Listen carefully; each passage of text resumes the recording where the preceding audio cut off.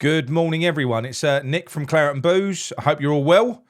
I've been out. Well, it's actually not. It's not morning. What am I talking about? No, well, it is just. It's just. But it'll probably be the afternoon by the time you receive this video. It's 11:52 as we speak. I've been out grafting this morning. I did mean to sort of get a video out a little bit earlier.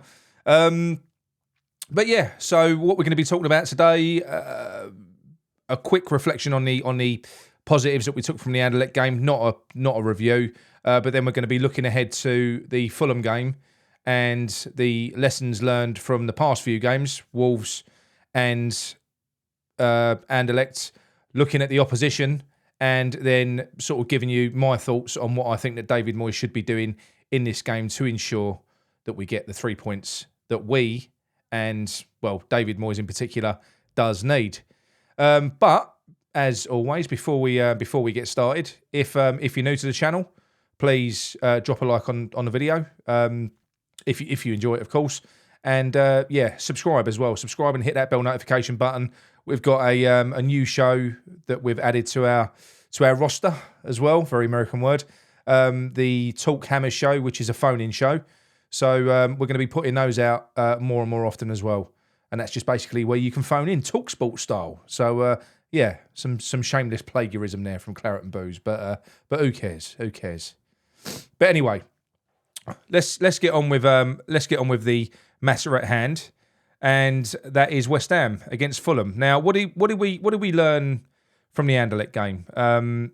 Well, I think it was a positive performance. I think the real positives from that game was that David Moyes made 9 changes from the team that faced Wolves, and we won comfortably. I know that we had to bring the big boys on sort of 69 minutes or something like that to sort of see it over the line, and there was that worldy save from Areola that kind of made sure that we got the win. But overall, it was a comfortable game against a good team. We played some good football in spells, even before the 3 big boys came on. We did create some chances.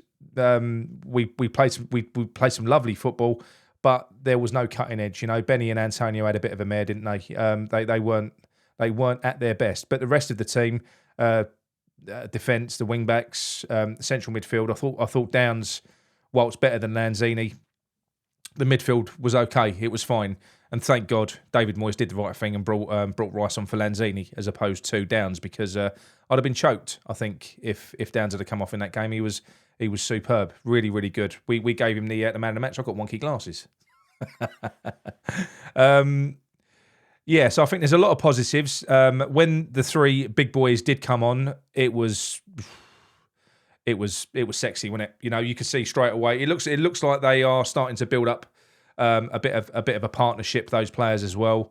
I mean, the build up to the goal was sensational. I thought, you know, that the crossfield pass from Rice, Scamacca kind of orchestrated what happened there. Obviously, Scamacca and Paqueta, who always seem to be pretty close to each other when they... I can't straighten my glasses up. What's going on? Who always seem to be quite close together. They saw that ball coming over. If you watch it back, Soufal, who wasn't having the best game, he was kind of told where to head the ball by Scamacca, who saw the space, saw Paqueta, and he almost told him to head it back to Paqueta, and then he span straight away. Paqueta obviously found him with a lovely little sort of volleyed pass, and just a lovely team goal. It was a really, really good goal. It's just that level of footballing intelligence that we've now got. These look ridiculous. Of that footballing intelligence that we've now got in that attacking third, and that's what big money buys you. Because there's loads of players out there with the flicks and the tricks and the pace and everything else, but it's that next level. It's knowing what to do with the ball, and we've finally got some players that seem to be able to sort of pick the lock, and more importantly, put the ball in the back of the net.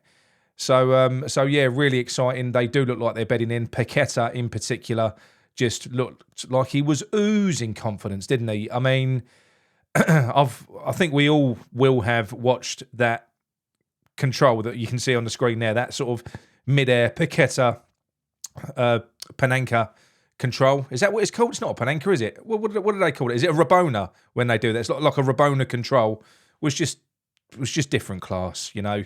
And probably even better than the control was the reaction of the players on the bench. Cresswell and Souček, you know, it was right in front of them, wasn't it? So yeah, he's oozing confidence. The guy is absolutely class, and he is just going to keep on getting better and better. I was starting to worry about him and Scamacca, but it does look as though at the moment, whilst we can't get carried away because we've only beat Wolves and Anderlecht in recent games since the Everton game, we can't get carried away. But the signs are there. You know, the green shoots are starting to show, and yeah, I can only hope that he carries that we carry that as a team through into the Fulham game. Right now, looking ahead to Fulham, what to expect? Well, I think the big talking point is going to be whether or not Mitrovic does actually make this game. We know he injured his ankle, didn't he, against Newcastle, where they got absolutely pummeled 4-0, but they was down to 10 men quite early on, so I wouldn't take too much in that. His glasses are really pissing me off. I must have like one ear lower than the other. What is going on now? Yeah, they got pummeled by Newcastle, but they was down to 10 men quite early on, and I'm just going to take them off. Fuck it. It was quite early on, and Mitrovic got injured. Now he's been key this season. You know, finally he's had 2 attempts before. I think he's always flopped in the Premier League, always been good in the Championship, but they've pushed on, got up, and he's always kind of flattered to deceive on the big stage, but not this season. He's really kicked on. He looks like an absolute force. So I'm hoping, I'm crossing everything that he will not be available. Even if he is, we should have enough to beat Fulham, I think. But they are a good team. They're very well coached. Marco Silva's done a brilliant job with Fulham. They play really well off the ball. They're really, really good. They work hard. They work as a team. They hunt in packs. They're almost like I don't want to be rude, but like a pound shop Man City in the way that they play. Very good. I'm not being disrespectful, but obviously they haven't got that level of player, have they? So yeah, they play. They hunt in packs off the ball. They're really hard working. They're a very good technical team. They've got some good players, and like I say, they're coached very well. They do move the ball about a lot, and I think that we've got a superior level of player to them. We have, and I think that we should be going out there to exercise and build on what we did in Anderlecht, and that is to basically work on this new ethic. I know the 3 points are important, but so is a performance. I think we can get at Fulham. Fulham do concede. I know they're sitting 8th in the table and they've had a really good start, but you always get one team that come up and start off well, don't you? I just think that we've got to kind of build on the fact that they've had their confidence rocked against Newcastle. We're building momentum, and we've got to try and dominate the game. We've got to try and hold the ball. Now, for that reason, what I'm going to say, I'm going to start in midfield. So for me, I'm going to suggest that in this game, and it's probably unfair because we've been waiting for ages for a performance from Souček like he gave us against Wolves. Probably his best performance for the best part of a year, I would say. But having seen what we've seen now with Downs in not two consecutive European games because he missed one in the middle, but 2 man-of-the-match performances. I mean, on our player rating shows, we gave him a 9 in both games. I just think with the level of player that Downs is, he's a different type of player to Souček. If you're going to be sitting back and regressed and you need a big destroyer in the middle, play Souček. But in a game where we want to be technical, we want to win the ball, you might want to free Declan Rice up a bit to sort of get a bit further forward, join Paqueta, because you see that they were linking up really, really well. You play Downs, you know, he's a superior player technically. He really is, not just on the ball, off the ball. He's intelligent. You know, he kind of, I am starting to see now, people have been making comparisons to Declan Rice in the way that he plays since they've seen him. And I'm starting to see it. I saw it in that game. Very kind of unassuming player. He's quite happy to sort of sit back and do all of the dirty work, all the sweeping up. The timing of his tackles is impeccable. He reads the game really, really well. Just like the way Declan Rice has game awareness, he kind of maps where everybody is on the pitch. When he's out of possession, he's always looking, he's always moving. Flynn Downs is very, very similar. I'm not saying he's at that level yet, but the signs are positive, and I do think that they work they work incredibly well together, Rice and Downs. So for me, I think that's something Moyes has got to build on. He did give Downs credit thank God, in a post-match interview after Anderlecht, and he did kind of allude to the fact that Downs has given him a selection headache now.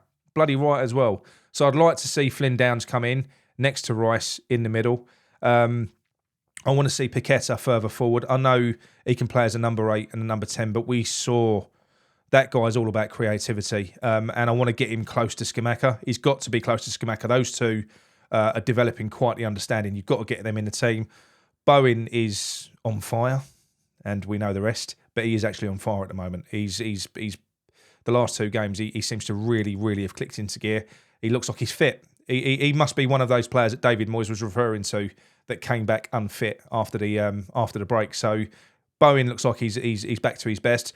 The left hand side is up for grabs, obviously, and that's either going to be Cornet if he's available, then Fornals, and then probably Benny. Benny, I didn't think Benny played particularly bad the other day. I thought the end product was shocking, but that could all be relative to the fact that Benny is a confidence player. He is. He's a bit sensitive, and obviously after having started the season so well and then being dropped, that can only have knocked him a little bit. But nonetheless, we need to put players on the pitch that are gonna do the job. So personally, I would rather see, if not Cornet, than Benny, because that is more attacking intent. If you play Fornals out on the left, I love Fornals, but if you play him out on the left, then it's not an attacking selection, in my opinion. I was really, really impressed with Emerson in that game. I know it was left wing back. I'm talking about Anderlecht now. I think Emerson should be given a crack at left back now if we play in a 4, and I hope we do. I don't really want to play wing backs in this against Fulham. I think they'll expose us. So I want to see either a 4-3-3 or a 4-2-3-1. Whatever, but I want to see 4 at the back. So I want to see Emerson come in now for Cresswell. Not because Cresswell did anything wrong against Wolves, but I don't know. I do think we'll see Cresswell though, because he was rested against Anderlecht, wasn't he? So we probably won't. I don't think Emerson's going to come in and replace Cresswell just yet. I would like to see that though. I think Emerson showed really, really good. A really good performance in that game, defensively assured, and going forward, he was brilliant. I think he had a really, really good game. On the right hand side, yes, Soufal had a better game against Anderlecht, but he weren't good. I mean, he was getting forward a lot, but his crossing was terrible. He was defensively shocking. Any meaningful attack that Anderlecht sort of mounted, it came down that side. So I'd like to see Soufal back on the bench, Kehrer back in at right back, because that gives us an even bigger dimension to our game. Kehrer obviously better defensively, and he's better on the ball, and he's probably a better crosser of the ball as well. So Kehrer has to play right back. Dawson straight back in. Zuma rested for Anderlecht, straight back in as well. And I don't think he's going to drop Fabianski. I wish he would, because I think Areola again showed that he is not just a good goalkeeper, he is a match winner. That save illustrated, like the one against Sevilla, that illustrated why you what benefit a great keeper can bring. And he is an amazing shot stopper. You know, if Fabianski's in goal against Anderlecht, it's no slight on Fabianski. 99 out of 100 keepers in the world would have let that in. Areola saved it. It was ridiculous for a guy that big to be able to get down. You know, how athletic must he be, and those bloody strong wrists as well. Don't know what he does in his spare time, but that right hand was that weren't bending, was it? It was amazing, an absolutely amazing save. You know, but possibly going to be up there with the save of the season. I would guess. So yeah, that's kind of what I would like him to do. If Fabianski does play, I'm not going to piss and moan. But I do, because like I say, Fabianski hasn't really done anything wrong, but Areola is a better keeper, and he is the future of West Ham. You know, just get him in. You know, play Fabianski in the European games now. Why not? So, yeah, I'm excited. I'm excited about the game. I'm going to the game as well. I'm expecting a good atmosphere. It's massive. You know, David Moyes, although he's over the first hurdle against Wolves, he's not out of the woods yet. He's not. We've got to build on that, because if we lose against Fulham and we lose against Southampton, it's just gonna be back. It's gonna be reset again. David Moyes has got 3 games again. If David Moyes is going to stay, I don't care. I just want West Ham to start winning and start progressing up that league and start playing good football. If David Moyes can do that, then great, fine, whatever. But he needs to build on this. He can't recoil and go back into his pragmatic shell. I don't want to see that. I want to see him go for Fulham. We're at home. You know, they're newly promoted. They've got injuries, not just Mitrovic. They've got quite the injury list. I think they've got 8 players out. They've got Chalobah, who's unavailable because he's the one who got a red card against Newcastle. So we've got to get at them. We've really got to get at Fulham. I want to see us. I want to see a high scoring game. Fuck the clean sheets. I know David Moyes is talking about clean sheets, but we can score goals against this lot. I'd rather win 4-2 than 1-0 and a great game, because we can beat this lot. We can outscore them. Let's just go for it. Entertain the crowd. That is how you're going to get sort of excitement back in the game. You want to see Paqueta with the shackles off, with the freedom to do what we saw that he could do against Anderlecht. You know, that's what we want to see. You want to see players with that ability encouraged to sort of fulfill their potential. And I'm really excited for the game. I am going to go for a win, even if Mitrovic is playing. And yeah, I'm like I say, I'm not going to talk about the David Moyes thing at the minute, because I'm holding fire on that. I gave my verdict a few weeks ago after the Everton game, and I'm going to stand by that until things properly take a turn for the better, a sustained turn for the better. Because like I say, I felt like I did after the Wolves game earlier on in the season when we got that draw against Spurs. I thought that was it. Bang, our season started again. So I felt a little bit like that after Wolves, but after Everton. But I'm not going to get carried away after Wolves. Sorry, not Everton. That was doomsday. That was. So yeah, let's just hope that we can build on the win against Wolves, the very good win and a good performance in the Europa Conference League over Anderlecht, and we can take that on, put in a good performance, and get a really good 3 points against Fulham, and it would be a good 3 points. They're a good team. So yeah, we may be back later on. For a live show. I'm just going to see if I can get a few people to join me. If we are, I'll put a post on the community section on YouTube. So keep an eye out for that. So yeah, we may be back later on for a live show, but if not, we will definitely be back Sunday night for our Claret and Booze Up, and we'll probably have a section in that as well where we bring callers in. We'll do our show in its normal format, but we'll probably have a section at the end of that show where you can phone in and give your thoughts on the game. Excuse me. So that's about it from me.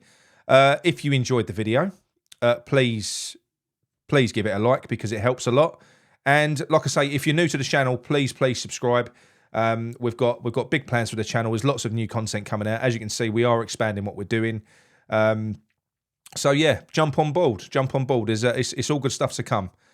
Okay, right. That's it from me. Thank you very much, and come in your hands.